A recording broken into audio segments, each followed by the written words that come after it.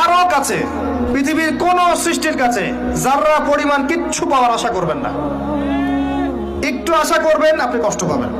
কারো কাছে কোনো আশা করতে যাবেন না, শুধু আল্লাহর কাছে আশা করেন। সমস্ত কাজের প্রতিদান আল্লাহর কাছে চান, পরকালে আপনি সুখে থাকবেন ইনশাআল্লাহ। শেষ হাসি আপনি হাসবেন ইনশাআল্লাহ।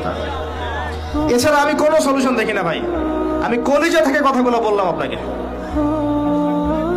আর যে কথা কলিজা থেকে বের হয়, সেই কথা আপনার কলিজার মধ্যে আঘাত করবেন। সব কাজ শুধু আল্লাহর জন্য করেন, কেউ আপনার আপন না।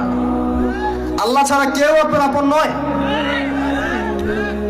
আপনি ভুল করবেন যদি আপনি অন্য কাউকে আপন মনে করেন। আপনার পলিটিক্যাল লিডার, আপনার প্রশাসনের স্যার, আপনার পরিবারের স্ত্রী, আপনার সন্তান, হাবি হাবি যা যা আছে, যদি মনে করেন আমার আপনজন, আপনি ভুল করবেন।